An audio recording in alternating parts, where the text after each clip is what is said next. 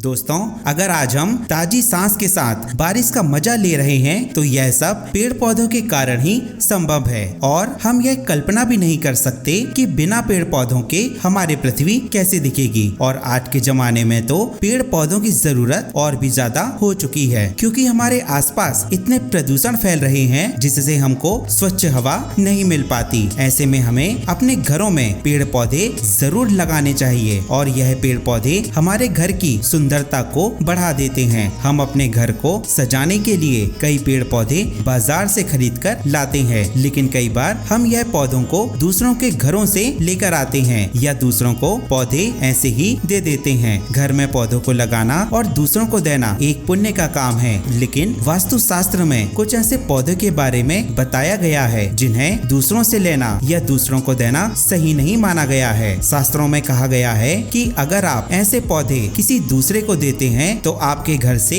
सुख शांति और समृद्धि दूर चली जाती है। तो इस वीडियो में हम जानेंगे ऐसे कौन से पौधे हैं जिन्हें हमें दूसरों के घर से बिल्कुल नहीं लाने चाहिए और हमारे घर से दूसरों को पौधे नहीं ले जाने देना चाहिए। दोस्तों, वीडियो में आगे बढ़ने से पहले आप सभी से हमारा विनम्र निवेदन है कि हमारे चैनल को सब्सक्राइब करके बेल आइकॉन को प्रेस कर दें और इस वीडियो को लाइक करें और अपने दोस्तों के साथ शेयर अवश्य करें। दोस्तों, आजकल ऐसा चलन है कि घर या ऑफिस में हर जगह कांटेदार पौधे लगाए जाते हैं। कुछ लोग ऐसे कांटेदार पौधे दूसरों को गिफ्ट भी करते हैं, लेकिन यह कांटेदार पौधे घर में राहु को आकर्षित करते हैं और आपके आसपास नकारात्मक ऊर्जा को बढ़ा देते हैं और इससे आपके मन पर नकारात्मक प्रभाव पड़ता है। और ऐसे कांटेदार पौधों को घर या ऑफिस में लगाने से आपके आक्रोश में वृद्धि हो सकती है और आपके निर्णय लेने की क्षमता कमजोर हो जाती है और इससे घर में कलेश का माहौल बन सकता है। इसलिए इन कांटेदार पौधों को घर में लगाने और किसी को देने से बचना चाहिए। दोस्तों, मिली के फूल काफी सुंदर और गुलाबी रंग के होते हैं, लेकिन इनके पत्ते से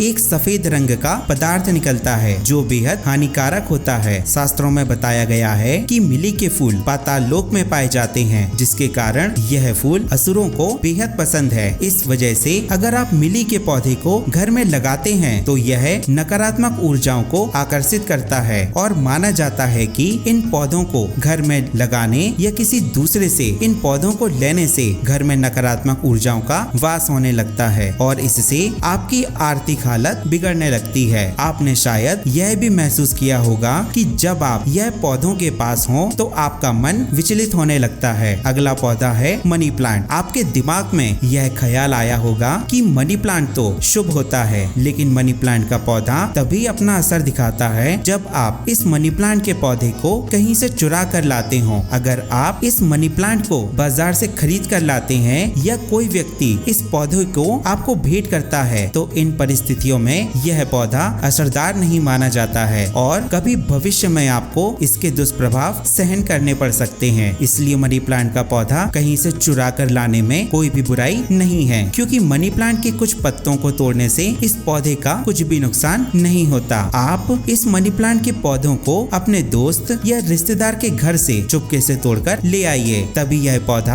आपके लिए असरदार साबित होगा। दोस्तों, हम सभी जानते हैं कि पान के पत्ते हर शुभ कार्यों जैसे पूजा, हवन, यज्ञ आदि में प्रयोग किए जाते हैं, लेकिन एक बात का विशेष ध्यान रहे कि पान के पत्तों के पौधों को घर में बिल्कुल नहीं लगाना चाहिए। इनके पौधों को भी किसी से भेंट में भूल कर भी ना लें, क्योंकि यह आपके जीवन में अशुभ परिणाम ला सकते हैं। पान के पत्तों को हमेशा खरीद के लाना चाहिए और एक बात का ध्यान रहे कि पान के पौधे या पत्तों को कभी किसी को भी भेंट में ना दें, क्योंकि यह आपको और आपसे भेंट लेने वाले व्यक्ति को बिल्कुल भी लाभकारी नहीं होगा। दोस्तों, अगर हम पीले फूल के पौधों को किसी को भेंट करते हैं तो आपकी लक्ष्मी उस पौधे के साथ चली जाती है, क्योंकि पीले फूल माँ लक्ष्मी को बेहद पसंद है और इस पौधे को घर के दक्षिण दिशा में लगाना चाहिए, जिससे माता लक्ष्मी का आगमन आपके घर में हो पाए। लेकिन इस पौधे को भूल से भी किसी दूसरे व्यक्ति को ना दें। तो दोस्तों, यह थे वह पेड़ पौधे जिन्हें हमें किसी से नहीं लेना चाहिए और ना ही किसी दूसरे को देना चाहिए। तो आपको यह जानकारी कैसे लगी हमें कमेंट बॉक्स में जरूर बताएं। इस चैनल को सब्सक्राइब करें और अपने दोस्तों के साथ शेयर अवश्य करें। धन्यवाद।